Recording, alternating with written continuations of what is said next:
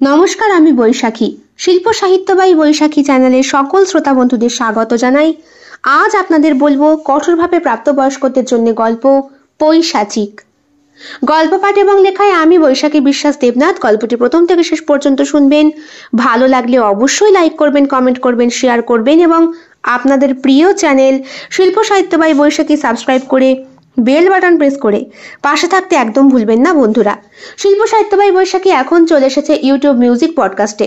ইচ্ছে করলে আপনারা সেখান থেকেও গল্প শুনতে পারেন এবং আপনাদের ব্যক্তিগত মতামত আমার সঙ্গে শেয়ার করতে পারেন। আজ আপনাদের বলবো গল্প পৈশাচিক। গল্প পাঠ এবং লেখায় আমি বৈশাখী বিশ্বাস দেবনাথ। গল্পটি অবশ্যই প্রাপ্তবয়স্ক এবং প্রাপ্তমনস্ক শ্রোতা বন্ধুদের জন্য। এই গল্পটি সম্পূর্ণরূপে কল্পনা প্রসূত, যদিও কিছু ক্ষেত্রে বাস্তব ঘটনার ছোঁয়া থাকতে পারে। এটি লেখকের কল্পনার সাথে মিশ্রিত একটি সৃষ্টিশীল উপস্থাপন। গল্পটি কোনো ব্যক্তি, ঘটনা বা প্রতিষ্ঠানের সাথে মিলে গেলে তা নিতান্তই কাকতালীয়। এই গল্প শুধুমাত্র বিনোদনের উদ্দেশ্যে তৈরি করা হয়েছে। প্রাচীন ভারতের এক প্রত্যন্ত গ্রাম। সন্ধ্যা নেমে এসেছে। কাকের ডাকে গ্রামের পরিবেশ আরো ভয়াল। মন্দির চত্বরের সামনে একদল ব্রাহ্মণ বসে মন্ত্র উচ্চারণ করছেন। তাদের সামনে একটি কিশোরী, হাতে অগ্নিকুণ্ড। ব্রাহ্মণ বললেন, ওং পৈশাচ বিবাহ স্বীকৃতং দেবতা প্রসন্ন ভব। কিশোরী অশ্রুসিক্ত চোখে বলে, গুরুদেব, এ কেমন বিবাহ? আমার পিতামাতা কোথায়? ব্রাহ্মণ প্রধান গম্ভীর সুরে বললেন, শোন মেয়ে, তোর জন্মই এই মন্ত্র পূজার জন্য। অরণ্য দেবীর রোষ শান্ত করতে তোর আত্মার উৎসর্গ প্রয়োজন। পিশাচ বিবাহেই তোর মুক্তি। কিন্তু গুরুদেব, এই বিবাহ কি অভিশাপ নয়? কেন আমাকে এই যন্ত্রণায় ঠেলে দেওয়া হচ্ছে? প্রধান ব্রাহ্মণ হালকা হাসি দিলেন, বললেন, প্রশ্ন করিস না মেয়ে, নিয়তির সামনে সবাই অসহায়। সকল ব্রাহ্মণেরা আবার মন্ত্র উচ্চারণ শুরু করলেন। হঠাৎ মন্দিরের মূর্তির চোখ থেকে রক্ত ঝরতে শুরু করে। কিশোরী মেয়েটি ভয়ে কেঁপে ওঠে। রাত গভীর হয়েছে। মন্দিরে একা ফেলে চলে গেছে সকলে মেয়েটিকে। বাতাসে চাপা গন্ধ যেন পচা মাংসের। মন্দিরের ভেতরে এক ছায়া মূর্তিকে দেখা যায়। কে তুই? কেন আমার ঘরে প্রবেশ করেছিস? ছায়া মূর্তিটি ভয়ানক সুরে বলে। কিশোরী মেয়েটি কাঁপতে কাঁপতে বলে, আমি তো এখানে ইচ্ছায় আসিনি, আমাকে বলি দেওয়া হয়েছে। তুমি কে? আমি এই অরণ্যের রক্ষক। যুগ যুগ ধরে মানুষ আমার শক্তিকে দখল করতে চায়। তুই কে বলতো? কি চাস তুই? আমি মুক্তি চাই। আমি জানি না, জোর করে আমাকে বিবাহ দেওয়া হয়েছে। বিবাহ? কার সাথে? হ্যাঁ, পিশাচের সাথে। কি? তোর পৈশাচ বিবাহ তো তোর মুক্তির পথ। না না না না না, আমি এই বিবাহ করতে চাইনি। আমি। ছায়া মূর্তির পেছনে ভয়ঙ্কর একটি মূর্তি এসে দাঁড়িয়েছে। আধো আলো আধো অন্ধকারে তার বিকৃত মুখটা দেখে কিশোরী নিজের বুক দুটো চেপে ধরে। তার হৃদযন্ত্র যেন হাতে চলে আসবে। তার হৃদস্পন্দন সে নিজেই শুনতে পাচ্ছে। বিকৃত মুখের দানবীয় চেহারার সেই ছায়া মূর্তিটি কাছে এগিয়ে আসে। কিশোরী চিৎকার করে বলে, তুমি আমায় সাহায্য করছো না কেন? তুমি তো আগে এলে। আমি তো পিশাচের অনুচর। আমাকে অনুসরণ করে উনি এসেছেন। তুই ওনার বিবাহিত স্ত্রী। পৈশাচ মন্ত্রে বিয়ে হয়েছে তোদের। আজ তোদের ফুল সজ্জে। না না, এ হতে পারে না, এ হতে পারে না। পিশাচের ভয়ানক হাসিতে গোটা মন্দির চত্বরটা কেঁপে উঠল। ছায়ামূর্তিটি কি সব করে যেন মাথা ঝুঁকাচ্ছেন বারবার। মনে হচ্ছে ওই দানবীয় সমান মূর্তিটি তাকে কিছু আদেশ দিচ্ছেন। ছায়ামূর্তিটি বললেন, আপনি যা বলবেন প্রভু। এই মেয়ে, ভালো চাস তো এদিকে আয়। আজ পিশাচের সঙ্গে তোর ফুল সজ্জে আমি তোদের ঘর সাজাবো। না না, তা হয় না, তা হয় না। কিন্তু কিশোরী মেয়েটির আর্তনাদ কে শুনবে? শক্ত গাছের ডালে তার উরু প্রসারিত করে তাকে বাঁধা হলো তার হাত দুটো। মেয়েটির শরীরে এক খণ্ড বস্ত্র নেই। ছায়ামূর্তিটি মেয়েটির নগ্ন শরীরের সামনে এসে মাথা নত করে প্রণাম জানায়। তার দুই উরুর মধ্যবর্তী স্থানে সে তিলক আঁকার মতো কি সব যেন অঙ্কন করে হাতে। মেয়েটি ভয়ে তখন থরথর করে কাঁপছে। এরপরে ছায়ামূর্তিটি পিশাচকে উদ্দেশ্য করে বলে, প্রভু, আপনার জন্যে শয্যা প্রস্তুত করেছি, আপনি আসুন। দানবটি এগিয়ে আসে মেয়েটির কাছে। যত এগিয়ে আসে মেয়েটি তত ভয় পায়। বিকৃত মুখ, বড় বড় দাঁত, নখ ধারালো, শরীরে লোমে ভর্তি। কোথাও বোধহয় একখণ্ড বস্ত্র পর্যন্ত নেই। মেয়েটির প্রসারিত উরুদয়ের মধ্যবর্তী স্থানে নিজের অধিকার ফলানোর জন্য মূর্তিটি এসে হাজির হলে ছায়ামূর্তি বলে, যেহেতু এটা পৈশাচিক বিবাহ, তাই মেয়েটির সম্মতির দরকার নেই প্রভু।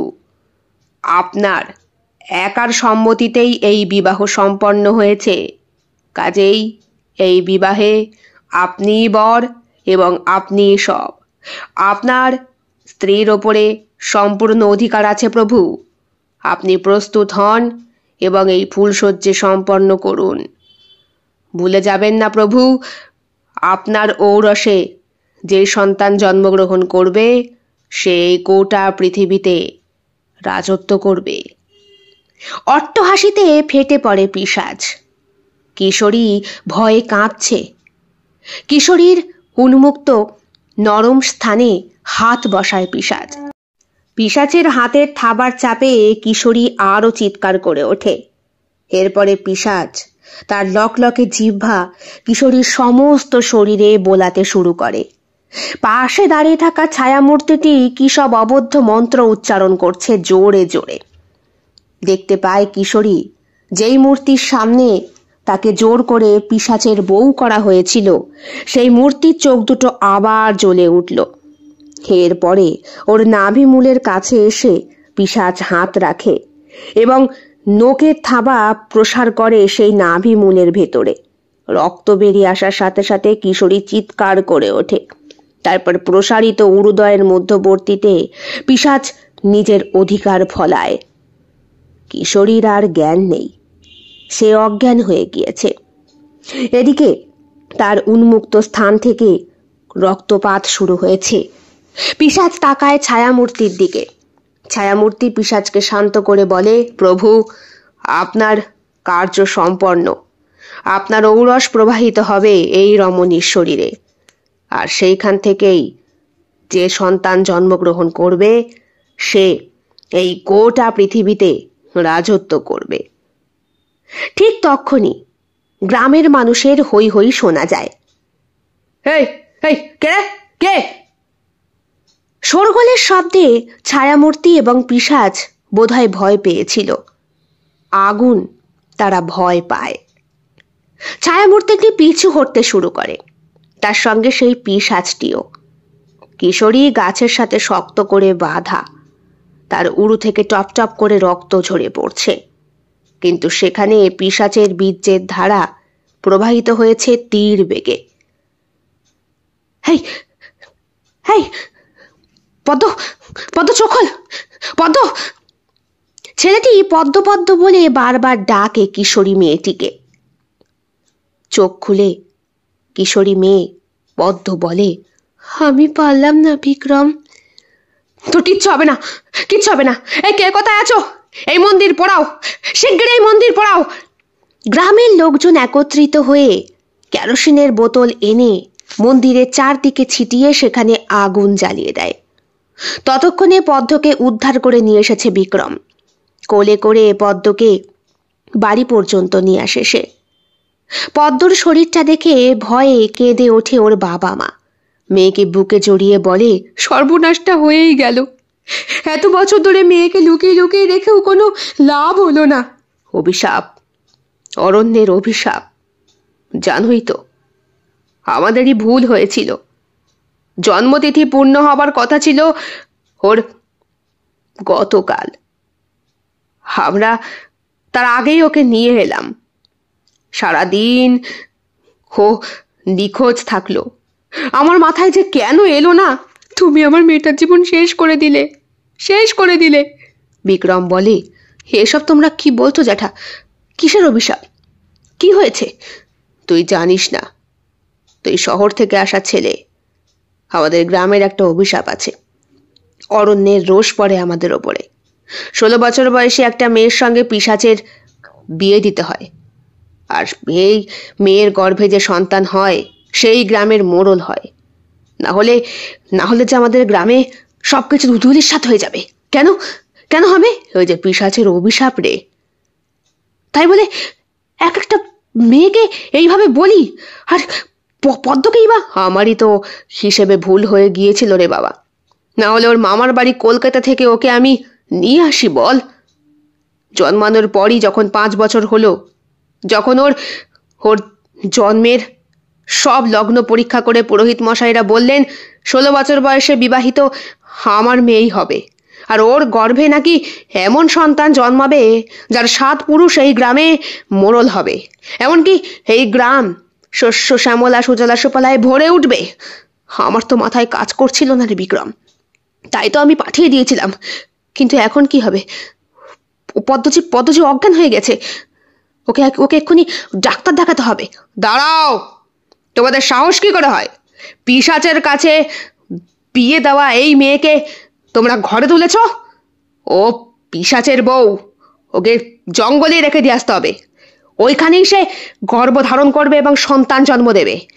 আর তোমরা মন্দির পুড়িয়ে দিয়েছ। রোষ পড়বে তোমাদের ওপরে, ব্রাহ্মণের রোষ পড়বে। রাখুন তো ব্রাহ্মণের রোষ।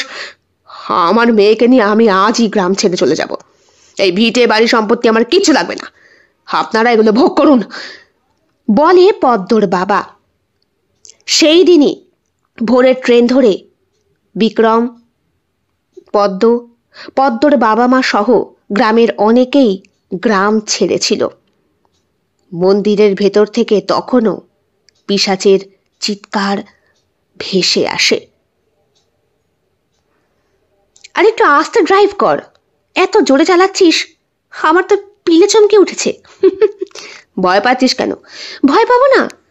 এত জোরে গাড়ি চালাচ্ছিস, আমার বাবা তোর সঙ্গে চড়তেই ভয় লাগে। দেখ, আমার হাত কিন্তু যথেষ্ট ভালো, সে তো বুঝলাম। হ্যাঁ রে, এবার কার বাড়ি যাব? এবার যাব প্রতাপের বাড়ি। আর তো কয়েকটা কার্ড পড়ে আছে। জয়া, বল, তুই রণজয়কে বিয়ে করে খুশি? এমন কথা বলছিস কেন? ওর সাথে আমার অ্যারেঞ্জ ম্যারেজ, তবুও সম্পর্কটা এখন প্রেমের মতোই। তাই তুই কতটা চিনিস ওকে? দেখ বিপুল, এমন করে বলবি না। আমার ওকে ভালো লাগে। তোর সব কথায় কেমন যেন একটা নেগেটিভ ভাব। খুব রাগ ধরে আমার। গাড়িটা থামিয়ে দেয় বিপুল। আমার সব কথায় নেগেটিভ? তা নয় তো কি।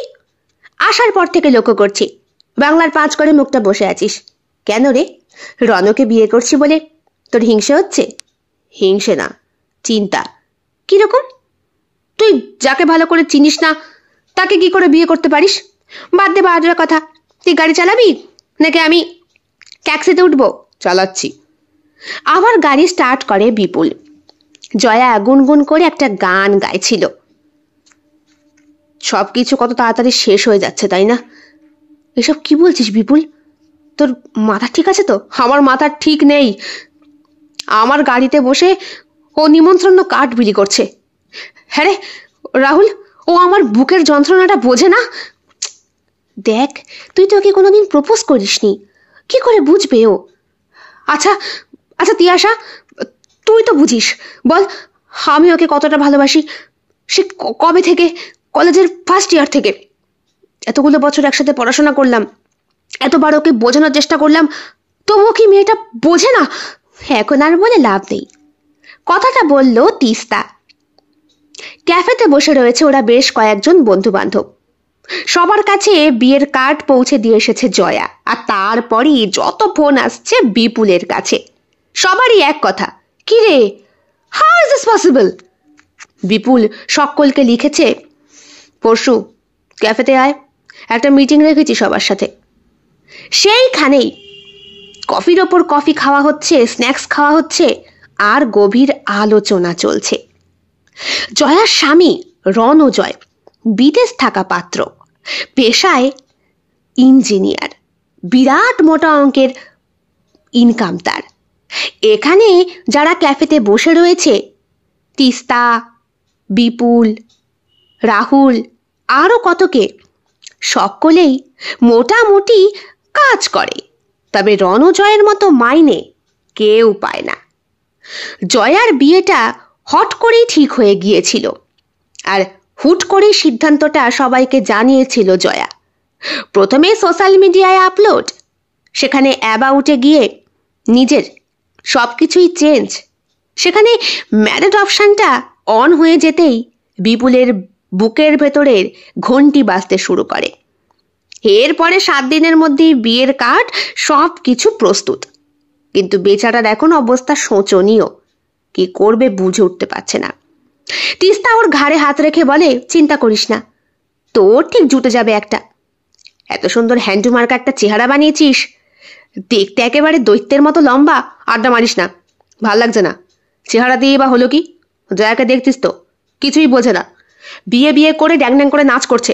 শালা আমার গাড়িতে বসে বলে কিনা চল নিমন্ত্রণ করে আসি। তোদের বাড়িতে কার্ডগুলো তো আমার গাড়িতে বসেই। বলিস কি রে, তোর তো হেভি ধৈর্য, বলে প্রমীলা। রাহুল বলে, না না, বিষয়টা কিন্তু আমাকেও বেশ ভাবাচ্ছে। যাই বল, আমি কিন্তু জাস্ট কল্পনাও করতে পারিনি জয়া যে হট করে বিয়ে করে ফেলবে। তুই একটা বিষয় দেখ, আমাদের কাউকে বলার প্রয়োজন বোধ করলো না। কেমন লাগে বলতো? বিপুল অধৈর্য হয়ে বসে রয়েছে। এই কয়েকদিনে নাওয়া খাওয়া শিখে উঠেছে তার।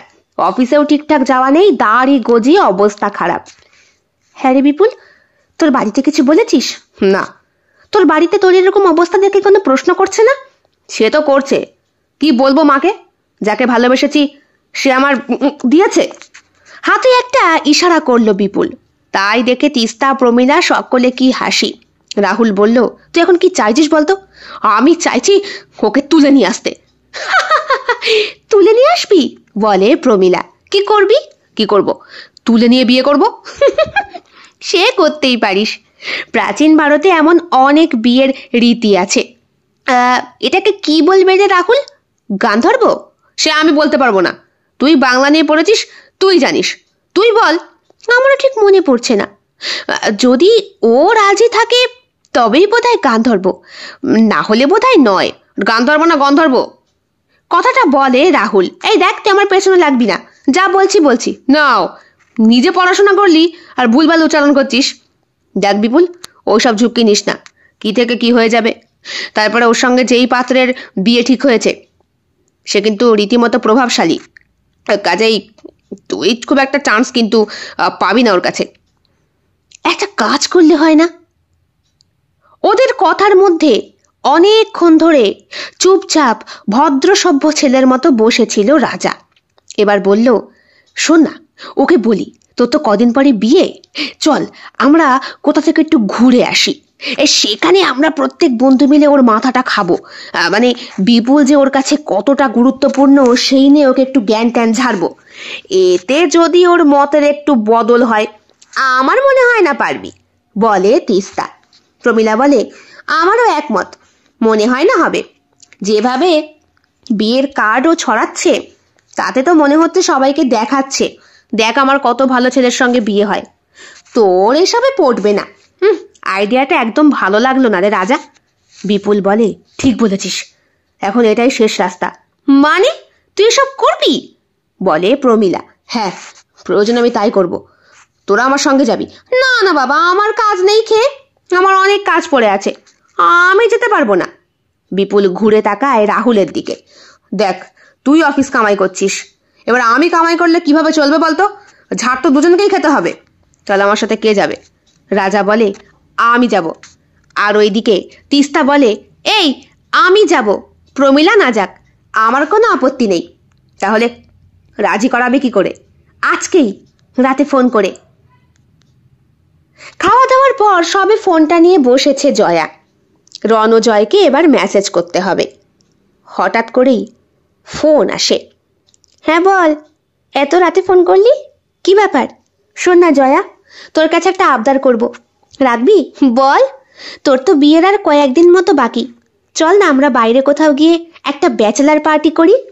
Bachelor party? আইডিয়াটা মন্দ নয়। তা আমি রণকে জিজ্ঞেস করি। ওই তো, রণজয়কে কেন বলবি? সেও নিশ্চয়ই করছে ব্যাচেলার পার্টি তার বন্ধুদের সাথে। তুইও আমাদের সাথে কর। কিন্তু তিস্তা, আমাদের সঙ্গে ব্যাচেলার পার্টি করতে কে যাবে? কেন? রাজা যাবে, বিপুল যাবে, ওরা যাবে। হ্যাঁ, ইভেন আইডিয়াটা তো রাজাই দিল। বিপুলও এক কথায় রাজি, আমিও রাজি। তোর কোনো আপত্তি আছে? না, তা নেই। বাড়িতে বলি, তুই কি রে ব্যাকডেটের মেয়েদের মতো কথা বলছিস? এখন সকলে করে এসব। তুই জাস্ট কাকু কাকিমাকে একটু বল। কবে যাবি? পরশুদিন? কেমন হবে? ভালোই হবে, কিন্তু লোকেশনটা কোথায়? গাড়ি ঠিক হয়ে গিয়েছে। লাগেজপত্র গুছিয়ে নিয়ে বন্ধুরা মিলে বেরোচ্ছে। বাবা মা বললেন, সাবধানে যাস, সামনেই তোর বিয়ে, বুঝে শুনে থাকিস কিন্তু। হ্যাঁ, চিন্তা করো না বাবা, আমার জিগরি দোস্ত রয়েছে তো। বিপুলের ঘাড়ে হাত রাখে জয়া। বিপুলই ড্রাইভ করবে, বাকি সবাই গাড়ির পেছনের সিটে বসে থাকবে। গাড়িতে যেই উঠতে যাবে জয়া, তখনই দেখে তিস্তা আর রাজা পাশাপাশি বসে।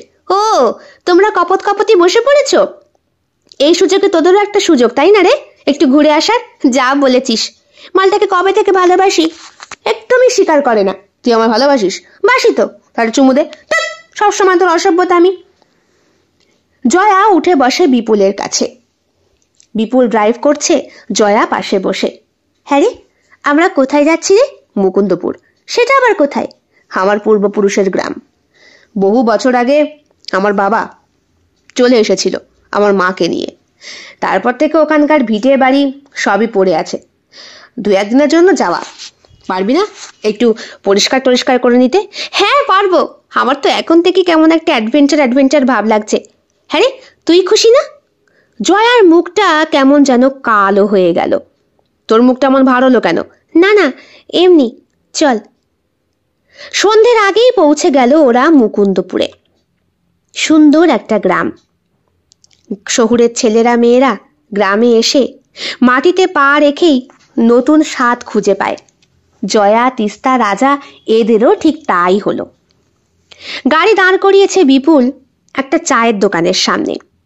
এই যে কাকা, শুনছেন? কে? আরে আমি কে? আরে জীবন দত্তের বাড়ি কোথায় বলতে পারেন? চায়ের দোকানদার ঘুরে তাকালো।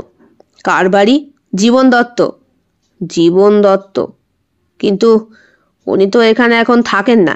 হ্যাঁ সে জানি, কিন্তু ওনার ঠিকানাটা একটু বলবেন কোথায়? সে বাড়ি তো বোধহয় গঙ্গা স্রোতে ভেসে গিয়েছে। এইবার গাড়ির মধ্যে বসে থাকা বাদবাকি চরিত্রগুলো প্রায় চিৎকারের সহিত বলল, ঠিক মতো খোঁজ না নিয়ে কেন এসেছিস?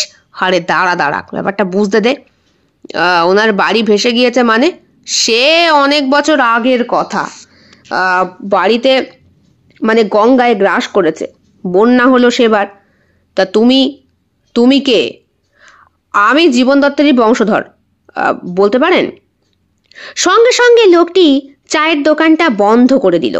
শুধু বন্ধই করলো না, এটাও বলল, আজ অমাবস্যে, ফিরে যাও যেখান থেকে এসেছো। খবরদার আমার চায়ের দোকান পেরিয়ে আর যাবার চেষ্টা করো না। গাড়ি ঘুরিয়ে চলে যাও, না হলে সে কিন্তু আজও খুঁজে বেড়াচ্ছে। এগুলো কি বলছেন? এই লোকটার মাথা খারাপ নাকি? আরে না, বোধহয় ভূত টুতের কেস। এ শালা গ্রামে ঢুকলেই ভূতের হাওয়া বয়ে যায় চারিদিকে। হেভি লাগছে কিন্তু আমার। সবই তো বুঝলাম, কিন্তু থাকবোটা কোথায়? বলে জয়া। বিপুল বলে, আমি থাকতে তো চিন্তা কিসের, আমি তো আছি। ওদিকে পেছনে বসে রাজা আর তিস্তা একে অপরকে চিমটি কাটছে। রাজা বলছে, হ্যাঁ তাই তো রে জয়া, তোর আবার চিন্তা কিসের? এই বিপুল তোকে সেই কলেজ লাইফ থেকে হেল্প করছে, তোর মনে নেই? তোদের প্রথম দেখা সরস্বতী পুজোয় তুই পরে গিয়েছিলি শাড়ি পরে, তোর থুতনির কাজটা কেটে গিয়েছিল, বিপুল কত যত্নে তোকে ডাক্তারের কাছে নিয়ে গেল। তারপর তুই সেবার যখন ডেঙ্গুতে অসুস্থ হলি, সমস্ত নোটসপত্র নিজে গিয়ে দিয়ে আসলো, এগুলো তো তোর মনে রাখার কথা। তারপরে ওই ইন্টারভিউর দিন মনে আছে তো, কিরকম ভাবে ও তোর জন্য খেটেছিল? সবই মনে আছে। আর এসব তুই আমাকে কি স্মৃতিচারণ করাচ্ছিস? আমার জীবনে বিপুল কতটা আর কোন জায়গায় থাকবে সেটা আমি ডিসাইড করবো তো নাকি? এখন একটু ভেবে দেখ তো, খাবোটা কি? বড্ড খিদে পেয়েছে। গাড়ি ঘোড়ায় বিপুল তারপরে সোজা গ্রামের দিকে ঢুকে পড়ে। হঠাৎ করে ওদের সকলের মনে হয় আবহাওয়াটা কেমন যেন পরিবর্তিত হলো। গ্রামে অনেক বাড়িতে আলো জ্বলছে, আবার অনেক বাড়ি আলো নিভেও গেছে। ঘড়িতে তখন 8টা বাজে। জয়া বলে, বাহ, এই না হলে গ্রাম! দেখেছিস, এখানে 8টা মানেই ঘুমিয়ে পড়ে, আর আমাদের ওখানে 10টার সময় পার্টি শুরু হয়। একটা বাড়ির সামনে এসে দাঁড়ায় বিপুল, বলে, শোন, এখানে আমি আমার পূর্বপুরুষের পরিচয়টা দেব না। এরা এমন করে দরজা বন্ধ করলো, আমি বলবো আমরা শহর থেকে ঘুরতে এসেছি, দেখি কি হয়। তাই বরং কর। কেউ আছেন? কেউ আছেন? কে? একজন বয়স্ক বৃদ্ধ মহিলা দরজা খুললেন। কে? আমরা শহর থেকে এসেছি, আসলে গ্রামে একটা প্রজেক্টের কাজে এসেছি। রাত হয়ে গেছে, তাই দিশা খুঁজে পাচ্ছি না। যদি একটু খাওয়া দাওয়ার বন্দোবস্ত করে দেন তাহলে খুব ভালো হয়। তোমরা বুঝি স্বামী স্ত্রী? চুপ করে থাকে বিপুল। গাড়িতে জয়া বসে আছে, আর বসে আছে তিস্তা। রাজা বলে, নে, এবার বিয়ে না হলে ঢুকতে দেবে না। কি করা যায় বলতো? এই জয়া, কি করবি? খেতে তো হবে, বড্ড খিদে পেয়েছে, আর অন্তত আজকে রাতটা তো কাটাতে হবে। গাড়িতে তো থাকা যায় না। কি করি বলতো? দাঁড়া দাঁড়া দাঁড়া। ব্যাগ খুলে লিপস্টিক বার করে তিস্তা, কপালে পড়ে জয়াকে বলে, তুই একটু লাগিয়ে নে। কি করে করব? ওই তো গাড়ির কাছে দেখে নে, করে নে। গাড়ির কাছে দেখে শীতের কাঁচটা লিপস্টিক লাগায় ওরা, টকটকে গাঢ়। কপালে সেটাই পড়ে নেয়। গাড়িটা খুলে বেরিয়ে আসে জয়া। এই তো, হ্যাঁ ঠাকুমা, আমরা বিবাহিত। এই যে আমার স্বামী। বিপুল হাঁ করে তাকিয়ে থাকে জয়ার দিকে। সিঁদুর ঠেকানোর সঙ্গে সঙ্গে, মানে লিপস্টিক, কি সুন্দর লাগছে জয়াকে। ওদিকে রাজা আর তিস্তাও বেরিয়ে আসে। হো, তোমরা বুঝি দুটো পরিবার, ওই হনিমুন করতে এসেছো? ভালো ভালো, এখনকার ছেলেপুলের কত উন্নতি হয়েছে। বিদেশে না গিয়ে ওরা গ্রামে আসছে হনিমুন করতে। এসো এসো। তাই বুড়ি ঠাকুমা কিন্তু বেশি কিছু দিতে পারবে না, যা পারবে ও তাতেই চলবে ঠাকুমা। আজকে রাতটা গেলে, হো মা, এ আবার কি কথা? আজকে রাত তো অমাবস্যার রাত, স্বামী স্ত্রী একসঙ্গে থাকতে হয়। ঘর আছে, তাতে অসুবিধে নেই। কই রে হারু, বাবা বেরিয়ে আয় দেখি। বুড়ির একটা ছেলে বেরিয়ে এলো, বছর 25-এর। তবে ছেলেটার হাবভাব থেকে মনে হলো মানসিকভাবে সুস্থ নয়। কপালে বিরাট বড় টিপ পড়া, বুকের ভেতরে আঙুল ঢুকিয়ে হাত চুষছে। হারুর পাশে একটা মহিলা দাঁড়িয়ে, বোধহয় এটা হারুর মা। কই রে হারুর মা, নাও একটু ঘর দোর দেখে দাও দেখি। বলি বলি ফণি কোথায়? আপনি যে কি বলেন মা, সে হয়তো মদ খেয়ে মন্দির চত্বরে পড়ে আছে। এসো, তোমরা বুঝি রাতে থাকবে? তা হারু, যা দেখি দেশি মুরগি জোগাড় করতো। হ্যাঁ হ্যাঁ হ্যাঁ। ইশারা দেয় বিপুল রাজাকে, অর্থাৎ এখানে থাকবে, খাবে, কিছু আর্থিক সাহায্য করবে না তা তো নয়।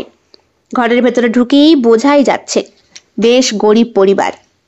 500 টাকা দুটো নোট বার করে ওই হারুর হাতে ধরায় রাজা। হারু এমন করে তাকায় যেন মস্তিষ্কের দিক থেকে দুর্বল হলে কি হবে, মাল খুব ঘাঘু। হ্যাঁ মা, মা টাকা পাইছি, জামু? হ হ, যা দেখি। ভালো দেখা মুরগি নিয়ে আয়, রসিয়া রান্না করি। কি তোমরা খাইবা তো? হ্যাঁ খাবো। কুয়োর জলে ফ্রেশ হয় জয়া তিস্তা। রাজা আর বিপুল বারান্দার কাছে দাঁড়িয়ে। মাটির ঘর, ওদের জন্য দুটো রুম দেখানো হয়েছে। সেখানে খাটিয়া পাতা ছোট ছোট, দুটো পাশাপাশি ঘর, কুলুঙ্গি আছে, সেখানে প্রদীপ জ্বলছে, একটা বড় জানালা আছে, সেখানে কাঠের শিক গোজা, দেখে বোঝাই যাচ্ছে গরিব ঘর, অথচ একটা অসম্ভব সুন্দর ঠান্ডা ভাব এবং শান্তি বিরাজ করছে। কিরে, হাঁ করে কি দেখছিস? একটা ঘুষি মারবো, বলে তিস্তা। রাজা হাসে, তিস্তার কানের কাছে মুখ নিয়ে বলে, আজ আমাদের ফুলসজ্জা কিন্তু, মনে আছে তো? ফুলসজ্জা না, ওমা, তো একটা খাটিয়ায় শোবো কি করে? তারপর তুই আমায় ভালোবাসিস, আজ তার পরীক্ষা হবে। কথাটা কানে যায় জয়া আর বিপুলের। জয়ার কেমন প্রতিক্রিয়া হয় দেখার জন্যে বিপুল তাকায় জয়ার দিকে, দেখে জয়ার মুখটাও কেমন লাল হয়ে গেছে। বিপুলের মনের ভেতরেও তখন দামামা বাজছে, এক ঘরে শোবে আজকে ওরা, না শুলে তো ঘর থেকে বার করে দেবে, কারণ স্বামী স্ত্রী না হলে কেউ ঢুকতে দেবে না। যে কতটা মুশকিলে পড়া গিয়েছে। যদিও মনে হচ্ছে বিপুলের যেন এই দিনটার অপেক্ষাতেই ছিল বিপুল। খেতে বসেছে ওরা, ঘড়ির কাঁটায় তখন রাত 10টা বাজে। হাত মুখ ধুয়ে ফ্রেশ হওয়ার পর বেশ ভালো লাগছে। জয়াকে আর তিস্তাকে পরার জন্য হারুর মা শাড়ি বার করে দিয়েছে, সুতির শাড়ি, খুব একটা বেশি দামের নয়, কিন্তু শাড়ি পরে সুন্দর লাগছে ওদের। যদিও পরনের ব্লাউজটা নেই, কারণ হারুর মা নিজেও সেটা পরেনি। খেতে বসে বিপুল বলে, বাহ, খুব সুন্দর রান্না। কিরে, তোদের ভাল লাগছে না? নিজের বউকে কেউ আবার তুই তুকারি করে নাকি দাদু ভাই? বললেন বৃদ্ধ ঠাকুমা। এ বাবা ঠাকুমা, না না, আমি বউকে বলিনি, ও আমার বন্ধুটাকে বলেছি। হে রাজা, বল। হ্যাঁ হ্যাঁ হ্যাঁ হ্যাঁ, খুব ভালো খুব ভালো। কি গো, ভালো লাগছে? বলে আবার তিস্তার দিকে তাকিয়ে হাসে রাজা। তিস্তা ওকে ঘুষি মারার ইঙ্গিত দেখায়। জয়ার মুখটা তখনও লাল হয়ে আছে। স্নান করে উঠে, মানে হাত মুখ ধুয়ে ফ্রেশ হয়ে, সত্যি সত্যি সিঁদুর পড়তে হয়েছে ওদেরকে। পরিয়েছে হাড়ুর মা, বলেছে, হোমা, এই অস্ত্রী শাখা পলা পড়নি কেন? আচ্ছা নয়, ছাড়ো, এই রাতে কোথাতে কি বা জোগাড় করবো? তাছাড়া অমাবস্যায় হাতে ওসব পড়তে নেই, তা বলে সিঁদুর পড়বে না? এ বাবা, এই সিঁদুরটা এমন চ্যাটচ্যাটে কেন? হোমা, এ তো মা লক্ষ্মীর পায়ের সিঁদুর, দেখি দেখি একটু পরিয়ে দি। আমিও তো তাই তোমাদেরকে পড়াতে আমার কোনো বাধা নেই। জয়া আপত্তি করছিল, কিন্তু তিস্তার দিকে তাকিয়ে সেটাও মেনে নিয়েছে। তেলচিটে সিঁদুরে রূপ যেন আরো খুলেছে। মুরগির হাড়ে কামড় বসায় বিপুল আর রাজা, এমন করে খাচ্ছে যেন দুটো মেয়েই আজ ওদের কাছে বলি হবে, তেমনই একটা ভাব। তিস্তার মনের প্রতিক্রিয়া অন্যরকম, কিন্তু জয়ার মনে ভয় কাজ করছে। এখানে আসার পর থেকে নেটওয়ার্কে এত প্রবলেম যে ফোনটা পর্যন্ত করতে পারেনি। খেয়ে দিয়ে উঠে পান সেজে দিলেন ঠাকুমা। বিপুল 5,000 টাকা বের করে দিলেন ঠাকুমাকে, বললেন, আপনি আজকে যা করলেন তা অনেক, এই টাকাটা রাখুন। এত টাকা কেন? তোমরা তো সকালেই চলে যাবে দাদু, এত লাগবে না। তোমরা অতিথি যা দিয়েছ ওই যথেষ্ট। দিতে যখন নিয়েই নিন না মা, দিন আনা দিন খাই সংসার, এমন লোক আসেই বা কোথায়? যদি গ্রামের জমিদার মশাই মেনে নিতেন, যদি এমন একটা কিছু হতো যে আমাদের গ্রাম যারা দেখতে আসবে তারা টাকা দেবে, তাহলে তো হতোই। বৌমা, ওসব কথা বলো না। কি বলবো? আপনার ছেলে হন্যে হয়ে মন্দির চত্বরের পাশে মদ খেয়ে পড়ে থাকে, সকালে যুগালি খাটে, যা পায় সব খরচ করে, এরপরেও আপনি বলছেন আমাকে চুপ থাকতে? টাকাটা হাতে জোর করে বিপুল গুজে দেয় ঠাকুমার, তারপর বলে, যাই, রাত হয়েছে, শুয়ে পড়ি। হ্যাঁ, শুয়ে পড়ো দাদু, তবে আজ অমাবস্যার রাত, কোনো রকম কিছু শব্দ হলেও কিন্তু বউকে ছেড়ো না। ও তোমার সত্যি সত্যি বিয়ে করা বউ তো, ওই জন্যে বলছি। যদি অবিবাহিত মেয়ে হতো তাহলে আমি ঢুকতেই দিতাম না। কেন কেন ঢুকতে দিতেন না? আমাদের এই গ্রামের নিয়ম তোমরা মানো কি মানো না জানি নে, তবে আজ পিশাচের রাত, মানে মানে বহু বছর আগে এই রাতেই এক বাড়ি থেকে পিশাচের বউকে তুলে নিয়ে গিয়েছিল। সেই থেকে এই গ্রামে অমাবস্যার প্রতি রাতে এও স্ত্রীরা যারা নতুন বিবাহিত আর 16 বছরের যুবতী মেয়েরা ঘরে বন্দি করে রাখা হয়, আর তাদের চারিদিক দিয়ে দেবতার বেড়া দেওয়া হয়, বুঝেছ? না হলে যে ভয়। আর বিবাহিতদের, তাদের এত ভয় নেই। স্বামীর বুকে মাথা দিয়ে শক্ত করে শুয়ে থাকলেও পিশাচ রাতে এসে বাড়ির চারিদিকে ঘুরলেও তাদেরকে নিয়ে যায় না। তারা তো বিবাহিত, তাই না? বিপুলের মনে ভয় কাজ শুরু করে। এমন একটা কথা সে শুনেছিল ছোটবেলায় তার ঠাকুমার মুখে। বিশ্বাস হয়নি, কিন্তু এখন কেমন যেন মনে হচ্ছে সবটাই সত্যি। ঘরে ঢুকে দরজা বন্ধ করতেই জয়া বলে, তুই এই জন্য এসেছিলি বল? তোর উদ্দেশ্য খারাপ। তুই কি চাস বলতো আমার কাছে? জয়া আস্তে আস্তে মানে, দেখ আমার সঙ্গে রণজয়ের বিয়ে ঠিক হয়ে আছে, বিয়ের কার্ড ছাপা হয়ে গেছে। আর এখন তুই, দেখ বিপুল, তুই যদি আমার সাথে উল্টোপাল্টা কিছু করিস আমি কিন্তু চিৎকার করব। তোর চিৎকার কেউ শুনতে পাবে? হঠাৎ করে বিপুলের মধ্যে একটা পরিবর্তন লক্ষ্য করে জয়া। এগুলো কি বলছিস বিপুল? বিপুল, তোর মধ্যে তুই ঠিক আছিস? আমাদের পাশের ঘরে রাজা আর তিস্তা, শুনতে পাচ্ছিস ওদের ঘরের শব্দটা? খাটিয়াটা কিভাবে নড়ছে বুঝতে পারছিস তো? ওরা বিবাহিত না হয়েও ওরা করতে পারে, কারণ ওরা প্রেমিক প্রেমিকা, একে অপরকে ভালোবাসে তাই। আর তুই, তুই আমায় ভালোবাসিস না। এগুলো কি বলছিস বিপুল? দেখ বিপুল, তুই আমার খুব ভালো বন্ধু, তাই বলে আমি আর তুই। বিপুল জয়ার ঠোঁটে হাত রাখে, বলে, শব্দটা উচ্চারণ করিস না। কেন? কি উচ্চারণ করব না? সত্যি সত্যি তো আমরা বিবাহিত নই, আর এই সিঁদুর সব মিথ্যে।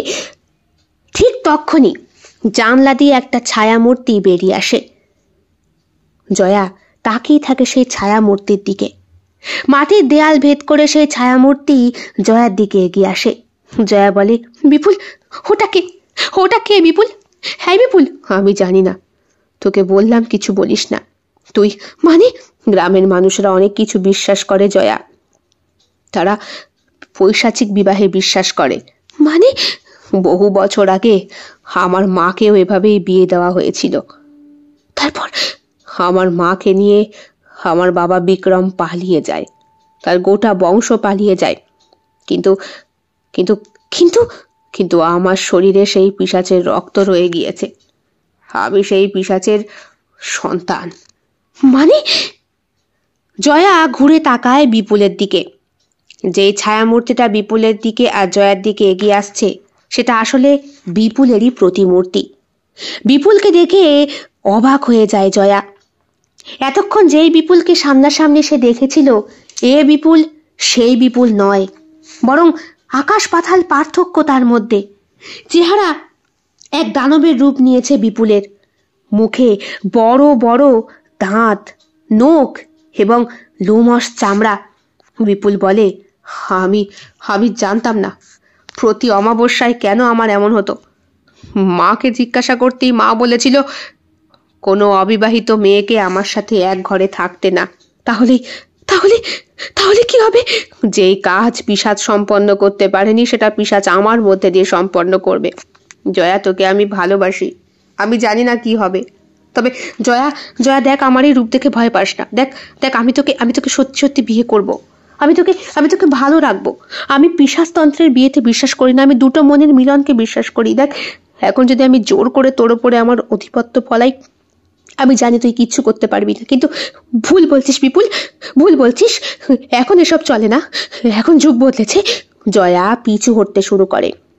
ঠিক তখনই বিপুলের মধ্যে ছায়ামূর্তিটা প্রবেশ করে এবং জয়ার আঁচলটাকে এক টানে ওর শরীর থেকে সরিয়ে দেয়। জয়া দু হাত দিয়ে আঁচল ঢাকার চেষ্টা করে, কিন্তু তার হাত দুটোকে কে যেন ধরে রেখেছে শক্ত করে। জয়া কিছুতেই তার হাত দিয়ে তার বুকটাকে সামলাতে পারে না। এরপরে সেই কাপড়টা সম্পূর্ণভাবে খুলে যায়। জয়াকে কে যেন জোর করে শুইয়ে দেয় খাটিয়ার ওপরে। জয়া চিৎকার করতে চাইছে, কিন্তু গলা থেকে শব্দ বেরোচ্ছে না। এদিকে বিপুলও চাইছে জয়ের ওপরে কোনো রকম অত্যাচার করতে না, অথচ কে যেন বিপুলকে দিয়ে জোর করে সেই অত্যাচার করানোর জন্য প্রস্তুত। বিপুল বলছে, আমায় ছেড়ে দাও, ছেড়ে দাও, আমি জয়াকে ভালোবাসি, ওর আমি ক্ষতি করতে পারবো না। ক্ষতি? ক্ষতি কি? তুই আমার বংশ, তোর জন্যে আমি এত বছর ঘুরে ঘুরে বেরিয়েছি, আর যখন তোকে পেয়েছি তুই এই মেয়েকে বিয়ে কর, পিশাচ মন্ত্রে বিয়ে কর, তারপর তোদের যে সন্তান হবে সে রাজ করবে পৃথিবীতে। এসব মিথ্যে, এসব মিথ্যে, এগুলো সত্যি হয় না, কখনো সত্যি হয় না। হয় হয়, সব হয়। নে আয়, তোর ফুলশয্যা তৈরি, দেরি করিস না বাবা, যা ওর উপরে চড়াও হ, যা। না, এমন করিস না বিপুল, বিপুল এমন করিস না বিপুল। পরের দিন তিস্তা, রাজা সকলের ঘুম ভেঙেছে। দরজা ধাক্কাচ্ছে সকলে, দরজা খোলার নাম নেই। বেশ কিছুক্ষণ পর দরজা খুলে বাইরে বেরিয়ে এলো জয়া। জয়া, কি হয়েছে? হ্যাঁ, কি হয়েছে বল, কখন থেকে ডাকছি, বেরোবি না? বিপুল, বিপুল কোথায়? জয়া হাত দিয়ে দেখায় জানালার দিকে।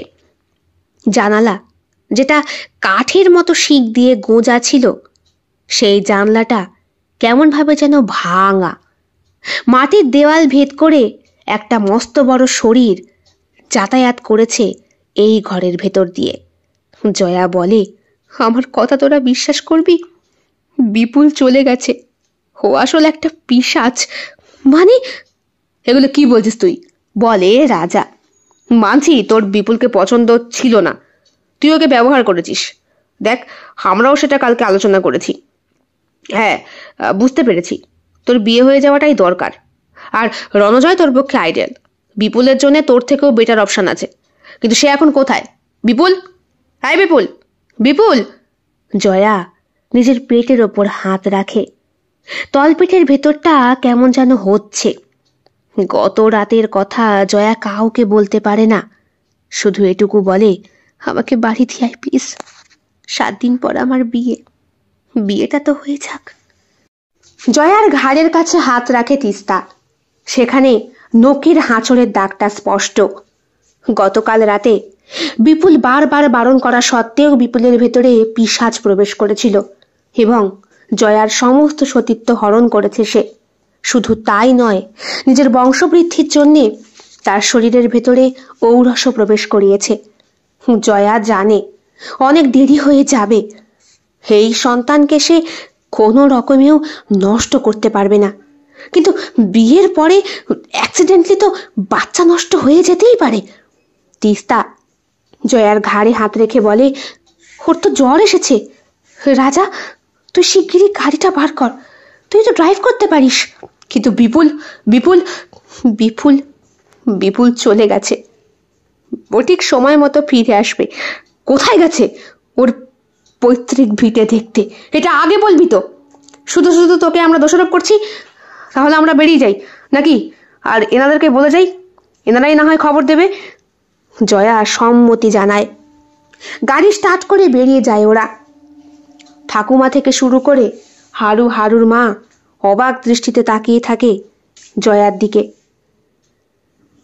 গাড়িটা ড্রাইভ করে জঙ্গল পেরিয়ে, গ্রাম পেরিয়ে শহরে প্রবেশ করতেই জয়া হাউ হাউ করে কেঁদে ওঠে। তিস্তাকে ধরে বলে, আমার কত বড় ক্ষতি হয়ে গেল তিস্তা। দিন 7 পর ধুমধাম করে জয়ার বিয়ে হয়ে যায়। বিপুলের খোঁজ করতে চেয়েছিল রাজা, কিন্তু তিস্তা সেটাই বাধা দিয়েছে। বিপুলের বাড়ি থেকে থানায় খবর দেওয়া হয়েছে। ওরা জানিয়েছে ওরা কেউ জানে না বিপুল কোথায়। সেই দিনের ওই মিটিংয়ে যা যা বলা হয়েছিল সব কথা অস্বীকার করেছে রাজা, তিস্তা এবং জয়া। জয়া রাজাকে বলেছিল, তুই তো আমায় ভালোবাসিস, আমি তো তোর প্রিয় বন্ধু, আমার জীবনটা বাঁচা প্লিজ, কাউকে সত্যি বলবি না, কথা দে। সেদিন আমি যা দেখেছি তাতে আমার পিশাচের ওপরে চরম বিশ্বাস জন্মেছে। বিবাহের মাসখানেক পর জয়া সকলকে জানায় সে মা হতে চলেছে এবং খুব শিগগিরই সে বিদেশের মাটিতে তার পা রাখবে। রণজয় তাকে নিয়ে যাবে। রাত 12টায় জয়া শুয়ে রয়েছে তার স্বামীর বুকে, পেটে তার অনাগত সন্তান। আচমকাই একটা ঠান্ডা নিঃশ্বাসের শব্দে চোখ খুলে তাকায় জয়া। জানলার কাছে দেখে বিপুল দাঁড়িয়ে, আর পাশে সেই পিশাচ।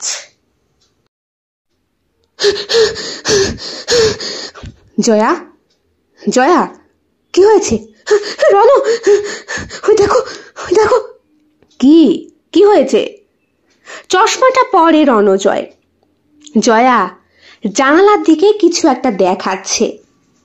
রণজয় প্রথমে ব্যাপারটা বুঝতে পারেনি। তারপর যখন দেখলো জয়া রীতিমতো ঘেমে গিয়েছে, রণজয় বলল, এমন অবস্থায় একটু আধটু এমন হয়, ভয় পেয়েছো নাকি? ভয় মানে? আচ্ছা রণজয়, তুমি সত্যি কি বিশ্বাস করো যে? কি বলো? না মানে তুমি সত্যি বিশ্বাস করো পিশাচে? হ্যাঁ? আরে বাবা, পিশাচ বলে আদৌ কি কিছু হয় নাকি? তোমার কি হয়েছে বলো তো? এমন কথা কেন বলছো? না আসলে আমার খুব খুব ভয় করছে, তাই। শোনো, তাহলে তোমাকে একটা কথা বলি। রাক্ষস বাল্মী আর অপ্সরা মীনাক্ষী, ওদের পৈশাচিক বিয়ে হয়েছিল এক সময়। প্রাচীন ভারতের গভীর জঙ্গলে বাস করত রাক্ষস বাল্মী, ভয়ানক শক্তিশালী, যার দেহ আগুনের মতো জ্বলত, যার চোখ দুটো শিখার মতো লাল। বাল্মীর শক্তি ছিল অসীম, কিন্তু হৃদয় ছিল শূন্য। সে স্বপ্ন দেখত এমন একজন সঙ্গিনীর যে তার রাক্ষসী প্রকৃতি সত্ত্বেও তাকে গ্রহণ করবে। অন্যদিকে স্বর্গলোকে বাস করত অপ্সরা মীনাক্ষী। তার রূপের ছটায় দেবতারা মুগ্ধ, কিন্তু তার হৃদয়ে ছিল স্বাধীন চেতা। মীনাক্ষী স্বর্গের নিয়ম কানুনে বন্দী থাকতে পছন্দ করতেন না এবং প্রায়শই পৃথিবীতে নেমে আসতেন জঙ্গলে নদীর ধারে নাচতে। একদিন বাল্মী গভীর জঙ্গলে মীনাক্ষীকে দেখে ফেললো। ব্যাস, ওর রূপ আর নাচে বাল্মী মোহিত, মীনাক্ষীর প্রতি আকৃষ্ট। কিন্তু তার রাক্ষসী প্রকৃতি তাকে ভালোবাসা কিভাবে প্রকাশ করতে তা তো শেখায়নি। বাল্মী সিদ্ধান্ত নেয় মীনাক্ষীকে সে নিজের করেই নেবে। মীনাক্ষীকে অপহরণ করে তার অন্ধকারময় গুহায় নিয়ে আসে। প্রথমে তো মীনাক্ষী ভয় পায়, তাকে প্রতিরোধ করে, কিন্তু ধীরে ধীরে বাল্মীর অসুর প্রকৃতির আড়ালে তার কোমল দিকটি প্রকাশ পায়। বাল্মী মীনাক্ষীকে নিজের ভালোবাসার কথা জানায় আর সরাসরি বিয়ের প্রস্তাব দেয়। প্রথমে মীনাক্ষী দ্বিধাগ্রস্ত ছিল, কারণ দেবতাদের নিয়মে রাক্ষসের সঙ্গে সম্পর্ক নিষিদ্ধ। কিন্তু বাল্মীর নিষ্ঠা আর ভালোবাসা মীনাক্ষীর হৃদয়ে পরিবর্তন করে। তাদের বিয়ে হয়েছিল জঙ্গলের গভীরে পৈশাচিক পূজার মাধ্যমে। দেবতা রাক্ষস উভয়ে এই বিয়েতে আপত্তি জানিয়েছিলেন, কিন্তু প্রকৃতির শক্তি তাদের আশীর্বাদ করেছিল। মীনাক্ষীর সৌন্দর্য আর বাল্মীর শক্তি নতুনভাবে ওদের জীবনে আশার আলো আনে। ওদের পৈশাচিক বিয়ের মাধ্যমে দেবতা আর রাক্ষসের মধ্যেকার শত্রুতা কিছু হলেও কমে। একসঙ্গে তারা নতুন সাম্রাজ্য গড়ে তোলে। প্রাচীন ভারতীয় পুরাণ যেমন রামায়ণ, মহাভারত আর অন্যান্য পুরাণ সমূহে রাক্ষসদের বংশ ও তাদের ভূমিকা নিয়ে অনেক কাহিনী আছে। তবে বাস্তব জীবনে রাক্ষস বা এদের বংশ সম্পর্কে কোনো বৈজ্ঞানিক প্রমাণ বা ঐতিহাসিক তথ্য পাওয়া যায়নি। দেখো, রাক্ষসেরা ব্রহ্মার বিভিন্ন সৃষ্টি থেকে উৎপন্ন হয়েছে। এরা শক্তিশালী, ভয়ঙ্কর এবং তপস্বী বা দেবতাদের শত্রু হিসাবে চিত্রিত, যেমন রাবণ, লঙ্কা রাজা রাবণ, বিশ্রাবা মুনি এবং কৈশির পুত্র, কুম্ভকর্ণ, শূর্পণখা, রাবণের ভাই বোন, বকাসুর ও হিড়িম্ব, মহাভারতের উল্লেখযোগ্য রাক্ষস চরিত্র। মেঘনাদ, রাবণের পুত্র, অসাধারণ যোদ্ধা। রাক্ষসের বংশ বিস্তার হয় এইভাবেই। রাক্ষসরা নিজেদের মধ্যে বিবাহ বা অপহরণ করে এই বিবাহের মাধ্যমে বংশ বিস্তার করত। অনেক রাক্ষসকে মানুষের সঙ্গে সম্পর্ক স্থাপন করতে দেখা গেছে। কথা শুনে চুপ হয়ে যায় জয়া। বাল্মীকি রামায়ণে শূর্পণখার ভালোবাসা রাম বা লক্ষণের প্রতি প্রকাশ পায়। মহাভারতে পাণ্ডব, ভীম, হিড়িম্বা ওই নামে ওই রাক্ষসীকে বিয়ে করে। তাদের সন্তান ঘটোৎকচ। আজকের দিনে রাক্ষসের বংশ পৃথিবীতে আছে বলে বিশ্বাস করার মতো কোনো প্রমাণ নেই। তবে রাক্ষসেরা মানবের নেতিবাচক দিক, লোভ, ক্রোধ আর অহংকার। অনেকেই আবার প্রাচীন সম্প্রদায়কে অতীতে ভুলভাবে রাক্ষস বলেই অভিহিত করত, কারণ তারা শাসক গোষ্ঠীর চোখে ভিন্ন রীতিনীতি পালন করত। যেমন ধরো সুন্দরবন, যেখানে অনেক লোক কাহিনীতে রাক্ষসদের বসবাসের কথা আছে। অতএব রাক্ষসের বংশ পৃথিবীতে বাস্তবে নেই, তবে পুরাণ এবং কাহিনীর মাধ্যমে আমাদের কল্পনায় আর সংস্কৃতিতে বেঁচে আছে। সত্যি সত্যি যদি কোনো সময় রাক্ষস তোমার সামনে আসে, তখন? আরে ধুস পাগলি, তা কখনো হয়? রাক্ষস আছে নাকি? কি যে বলো। এসো, শুয়ে পড়ো তো, এসো। জয়াকে বুকের মাঝে আঁকড়ে ধরে রণজয়। তাকিয়ে থাকে খোলা জানালার দিকে। জানালার মধ্যে তখন চাঁদের আলো এসে পড়েছে। চাঁদের আলোয় আর ঘরের স্বল্প আলোয় রণজয়ের চোখ দুটো যেন মন্দিরে থাকা সেই মূর্তির মতো লাল হয়ে জ্বলে আবার টপ করে নিভে যায়।